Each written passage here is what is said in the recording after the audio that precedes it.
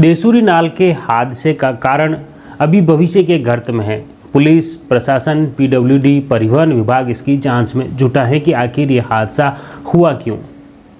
लेकिन जो भी हुआ हो, इस हादसे के बाद आमेट क्षेत्र के साथ करीब जो राचेटी, चावंडखेड़ा, किशनपुरा के अलावा समस्त राजसमंद जिले के लोगों में कहीं न कहीं आक्रोश देखा गया इस हादसे को लेकर, क्योंकि पिछले करीब 17-18 सालों से लगातार यहाँ हादसे हो रहे हैं, आए दिन हादसे हो रहे हैं, लेकिन फिर भी इस देसूरी नाल की सड़क के उद्धार को लेकर कोई भी ठोस निर्णय सरकारें नहीं ले पाई। इस कारण हर व्यक्ति में कहीं न कहीं एक आक्रोश है, रोष है कि आखिर सरकारें क्या चाहती हैं।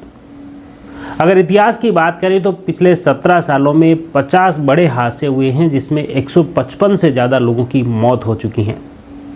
7 सितंबर 2007 को सबसे बड़ा सड़क हादसा हुआ, जो कि देश का सबसे बड़ा सड़क हादसा माना जाता है, जिसमें भी मौके पर 90 लोगों की मौत हो गई थी और बाद में 10 से ज़्यादा लोगों की मौत हो गई थी। इस तरह उस हादसे में करीब 100 से ज़्यादा लोग जान गंवा चुके हैं। इसके बावजूद इस रोड के उद्धार को लेकर न तो राज्य सरकार ने कोई गंभीरता से लिया और न ही केंद्र सरकार द्वारा ध्यान दिया गया। इसी वजह से लगातार हादसे हो रहे हैं, रोजाना हादसे हो रहे हैं, लेकिन कभी कभी कई लोगों की जानें जा रही हैं।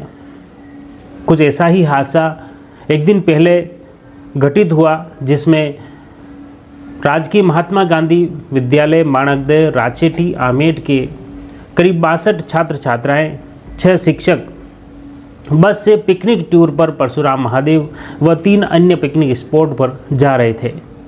सुबह 7 बजे वे घर से निकले थे और 10 बजे हादसा हो गया। इसमें 3 बच्चियों की दर्दनाक मौत हो गई। 2 चचेरी बहनें हैं और एक दूसरी बालिका है। इन 3 बालिकाओं की मौत के बाद पूरे गांव में सनसनी फैल गई। गढ़बोर, कुंभलगढ़, राजसमंद के साथ पूरे जिले में इस घटना को लेकर निंदा व्यक्त की गई। कहीं न कहीं शासन, प्रशासन व सरकारों पर भी सवाल खड़े किए। हादसे के बाद पुलिस प्रशासन के साथ जनप्रतिनिधि भी मौके पर आए। उन्होंने भी इस हादसे पर को दुर्भाग्यपूर्ण बताया और साथ ही भविष्य में इस तरह के हादसे न हो, इसको लेकर वादे भी किए, जो हर बार करते आए हैं। लेकिन एक यक्ष सवाल उठता है कि लगातार इस तरह के हादसे हो रहे हैं, लगातार मौतें हो रही हैं, लगातार लोग घायल हो रहे हैं, फिर इस और गंभीरता से कोई निर्णय क्यों नहीं लिया जा रहा है। खास बात यह है कि पिछले 2007 से अब तक अगर देखा जाए तो 4 से 5 बार इस रोड का सर्वे हो चुका है। डेंजर जोन जो घोषित है वो चिन्हित हो चुके हैं। देसूरी नाल जो राजसमंद और पाली जिले की सरहद पर स्थित है, इस पर 14 डेंजर जोन घोषित कर रखे हैं, जहां पर हर वक्त हादसे होते हैं, आए दिन हादसे होते हैं। कई लोगों की मौत वहां हो चुकी है, कई घायल हो चुके हैं। ये विभाग का, परिवहन विभाग और पुलिस का रिकॉर्ड है। तो उसके अनुसार ये 14 ऐसे स्पॉट हैं जहां पर हादसे लगातार हो रहे हैं। कई प्रयास करने के बावजूद नहीं रुक पा रहे हैं। कारण ये है कि जो नाम का ये स्टेट हाईवे है, लेकिन सड़क एक गांव की सड़क से भी छोटी है। ऐसे में ट्रैफिक का दबाव बहुत ज़्यादा है। मेवाड़ और मारवाड़ को जोड़ने वाली यह प्रमुख सड़क है। इसके अलावा दूसरी सड़क देवगढ़ क्षेत्र में है और इसलिए अगर ये मेवाड़ और मारवाड़ की कनेक्टिविटी को देखें तो ये मुख्य सड़क है और इसे कहीं न कहीं चौड़ी करने की सख्त ज़रूरत है। इसी वजह से यहाँ पर ट्रैफिक का दबाव भी बहुत ज़्यादा है, ढलान बहुत ज़्यादा है। इस वजह से हादसे हो रहे हैं और ये सभी तथ्य परिवहन विभाग, पुलिस और प्रशासन की जांच में कई बार सामने आ चुके हैं, लेकिन फिर भी इसके निस्तारण को लेकर अब तक कोई ठोस प्रयास नहीं हो पाए और इसी वजह से लगातार हादसे हो रहे हैं। आखिर सवाल अब यह है कि आखिर कितनी और मौत का इंतज़ार सरकारें कर रही हैं, जनप्रतिनिधि कर रहे हैं कि कितने और लोगों की मौत हो जाएगी, उसके बाद इस सड़क को ठीक किया जाएगा। यह यक्ष सवाल हर किसी के जहन में है। मेवाड़ और मारवाड़ की कनेक्टिविटी का ये प्रमुख रास्ता है, जिसको लेकर सभी लोग आक्रोशित हैं। आइए इस पूरे मामले को लेकर देसूरी नाल संघर्ष समिति के अध्यक्ष भंवर सिंह मारवाड़ इस मामले में क्या कुछ कहते हैं, सुनिए। देसूरी की नाल पंजाब बोर्ड में जो बालकों से भरी हुई बस का एक्सीडेंट हुआ, उस दुख को किस शब्दों में व्यक्त किया जाए, इसके लिए कोई शब्द नहीं है। जब इस एक्सीडेंट की सूचना मिली, चूंकि मैं देशूरी नाल संघर्ष समिति का अध्यक्ष, तो इस सूचना ने मुझे झकझोर दिया। 2018 में चारभुजा, केलवाड़ा, रिछेड़, देशूरी, सादली एवं आसपास के बुद्धिजीवों से जो मानव के प्रति प्रेम रखते हैं, उन व्यक्तियों से मिलकर के एक देशूरी नाल नव निर्माण संघर्ष समिति का गठन किया और एक आंदोलन खड़ा किया। हमने कई बार जिला कलेक्टर साहब राजसमंद, पाली को इस नाल के दुरुस्तीकरण के लिए, नवीनीकरण के लिए निवेदन किया। हमने राज्य सरकार को, परिवहन मंत्री माननीय नितिन जी गडकरी को हमने ज्ञापन दिए, मगर ज्ञापन से कोई बात आगे नहीं बढ़ी। पीडब्ल्यूडी विभाग ने नाल के अंदर थोड़ा सा काम करा के अपनी तीसरी प्राप्त कर ली। सरकार द्वारा बार बार हमें यह कहा गया कि इसमें वन विभाग की स्वीकृति के पश्चात ही कार्य होगा।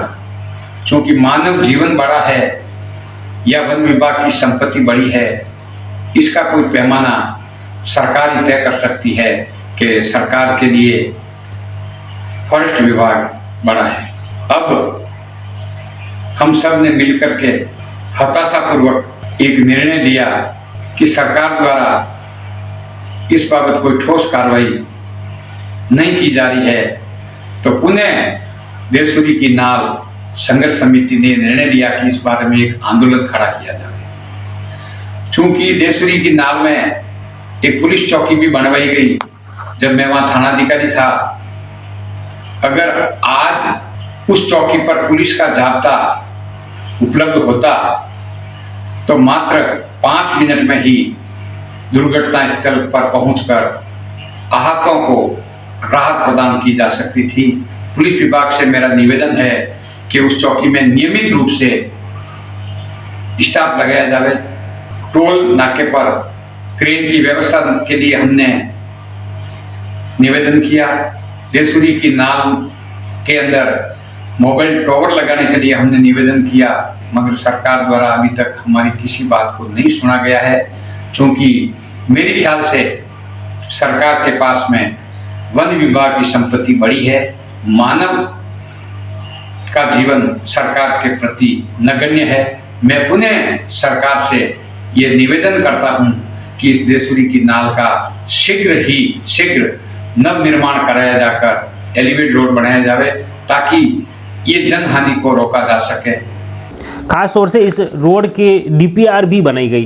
परिवहन विभाग के प्रस्ताव के बाद यहाँ पर मुख्य रूप से सड़क विकास एवं निर्माण निगम लिमिटेड द्वारा एक डीपीआर तैयार की गई, जो करीब 250 करोड़ की डीपीआर तैयार की। इसमें मुख्य रूप से इस मार्ग को नेशनल हाईवे को सौंपने की प्रस्ताव भी शामिल हैं और सरकार को ये प्रस्ताव भेजा गया कि यहाँ पर एलिवेटेड रोड बनाया जाए। इसको लेकर RSRDC द्वारा प्रस्ताव बनाया गया, डीपीआर भेजी गई, लेकिन फिर भी सरकार स्तर पर यह मंजूरी इस प्रपोजल को नहीं मिल पाई। इस कारण हादसे हो रहे हैं। साथ ही इस रोड को स्टेट हाईवे को नेशनल हाईवे को देने का प्रस्ताव भी इसमें शामिल था। डीपीआर बन चुकी थी, लेकिन फिर भी इस पर आगे कार्रवाई नहीं हो पाई।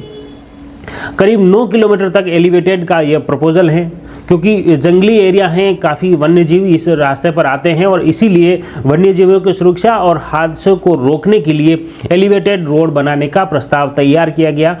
इसकी डीपीआर तैयार की गई और डीपीआर के बाद सरकार को पूरा प्रस्ताव भेजा गया है, लेकिन यह अभी तक न तो राज्य सरकार द्वारा इसे मंजूरी दी गई और न ही इस पर कोई आगे कदम बढ़ पाया है। बीच में यह सवाल भी उठे थे कि वन विभाग की ज़मीन आती है, वन विभाग इस पर स्वीकृति नहीं दे रहा है, तो इस पर भी लोगों ने सवाल किए कि क्या वन विभाग सरकार से ऊपर है, क्या वन विभाग सरकार का अंग नहीं है। इस तरह के लोगों ने सवाल खड़े करते हुए कहीं न कहीं शासन प्रशासन के साथ जनप्रतिनिधियों की भूमिका पर भी सवाल खड़े कर दिए।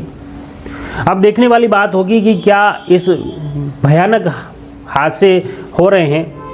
अब मुख्य रूप से सवाल यह है कि इस भयानक देसुरी नाल के उद्धार को लेकर, देसुरी नाल की सड़क के विकास को लेकर सरकार, प्रशासन, जनप्रतिनिधि क्या कुछ एक्शन लेते हैं, ये देखने वाली बात होगी। हमारा प्रयास रहेगा इस देसुरी नाल से जुड़ी हर अपडेट आप तक पहुंचे। आप जुड़े रहिए जयवर्धन न्यूज़ के साथ। धन्यवाद।